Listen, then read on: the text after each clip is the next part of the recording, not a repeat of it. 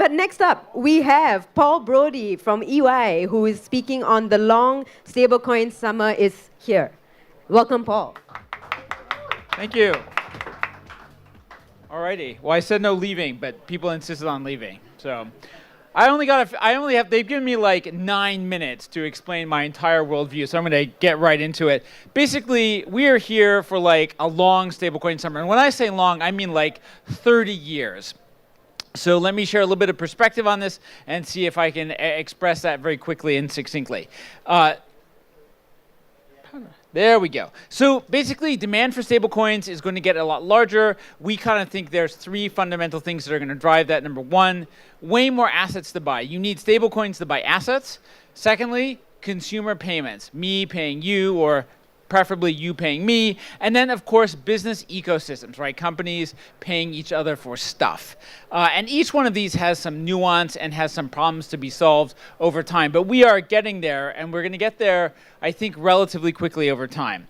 On the investable asset side, right, a lot of time people spend thinking about cryptocurrency. And I think, over the coming years, we're going to see, I tend to think of a cryptocurrency upper limit for like Bitcoin as something around similar to gold, maybe $14 trillion. So still maybe 7 or 8 times or maybe 10 times more than we have today, right? And keep in mind, like, the gold market cap includes all the world's central banks, that most of whom have gold. So in a future where many of the world's central banks might have a Bitcoin reserve, a 7 or 8 times larger size of kind of Bitcoin market cap is not at all unreasonable. Stablecoins are going to drive the rest of the market. And for that, there's a lot of stuff out there. There's there's overall in the world, there's roughly $800 trillion of assets. These, I think about 400 trillion of them are potentially very attractive and accessible for stablecoins. One big problem that we are going to have and that we're going to need to figure out, it's not really clear what it is that people want to buy, right? You can tokenize anything, but a reasonable question to ask is, do, say, Japanese retail investors or institutional investors want to buy, for example, tokenized Thai fractionalized real estate? It turns out someone tried this and the answer is no.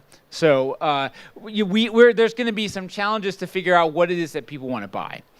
Secondly, for consumer payments, there are a ton of consumer payment opportunities, right? We are going to create what amounts to a banking-like experience. And indeed, I have already seen the alpha versions of basically on-chain banking that's really just a smart contract with like a more classical Web 2 front end. It looks like Citibank, it feels like Citibank, but it's really just stable coins.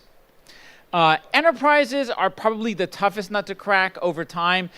There's some stuff that's going to happen in the short term around payments, but in the longer term, if we really want large-scale enterprise use, we have to get very, very good at privacy, right? If you think about any business agreement, it's I've got money, you have stuff, I'd like to exchange my money for your stuff under the terms of an agreement. Now, companies generally regard the money, the stuff, the agreement terms as very, very sensitive information. They don't want that disclosed. They don't want their competition knowing what they're buying, how much they're paying for it. And so they need privacy. They need privacy on like how much they're paying and where it's going. And they also want privacy on the current terms and conditions. Because if I can read the terms and conditions in a Solidity smart contract, then I pretty much know what you're probably going to buy, and I definitely know how much you're going to pay for it. So I need both kinds of privacy, and those things are here, but they are relatively immature today. Now, if we get all this done, though, if we get these 2 kinds of privacy, then basically you will have full and complete supply chains, entire business operations kind of operating on chain. So if you think about the blockchain, what's really happening in this picture here is tokenized stuff, product, is moving from left to right. Yeah, left to right.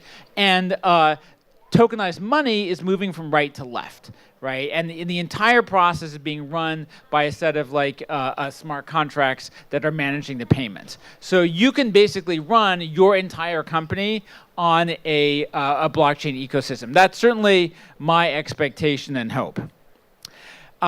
All of this is going to be run at a price point that is much, much lower than where we are today. And I just pulled out some good consumer benchmarks, right? Debit card fees, credit card fees, those are much, much higher than blockchain-based fees.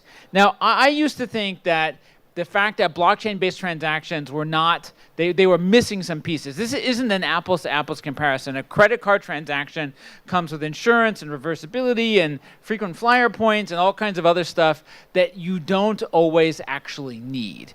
And not what's going to happen in the future, and we're already seeing this, is something of an unbundling of consumer payments. If you think about it, a credit card payment today is like a bundle of services, which includes a payment and insurance and points and other things that are going to get unbundled. What's true for consumers is even more true for enterprise users. And I just give you a good data point. At EY, which is where I work, we estimated that if we could move all of our business-to-business payments from traditional banking rails to crypto rails, we could save $100 million a year. Now, there are a lot of obstacles to getting there, but $100 million a year is something worth pursuing, and that's what we're going to see over time. We're going to see people pursuing this.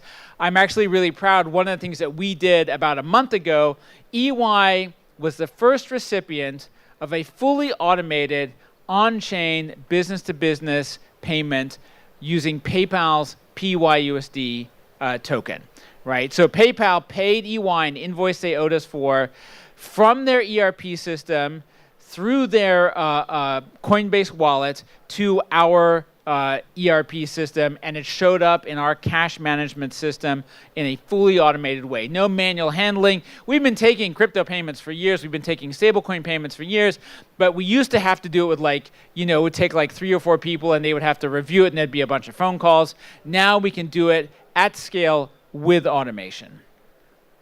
How big do we expect this growth to be? Our expectation, my expectation in the short term, is about 25 to 30% a year growth in the stablecoin market size over the next decade, right? It turns out actually that historically, kind of technologies that reach this mainstream adoption phase tend to grow about 27% a year, typically for something on the order between 15 and 25 years. So when I say like a long stablecoin summer, I mean like 15 to 25 years, right? And that's true in technology, but it also turns out to be true in financial services. So if we look at like the shift that took place between the 1950s and the 1990s in investing behavior, in the 1950s, if you had a retirement fund, it was 97% stocks. By the 1980s or the mid-90s, it was more than 50%, or sorry, it was 97% bonds. By the mid-90s, it was more than 50% stocks, right? So it took almost 40 years to completely transform that investing behavior. And I think we can, whether it's kind of long-term technology adoption or user behavior change, right? Those kinds of things, especially for investing or payments, they're going to take some time. But still, 25, 30% a year growth, you compound that for 30 years. All of you here look like you're in like your 20s or something. You're going to ride this train to retirement.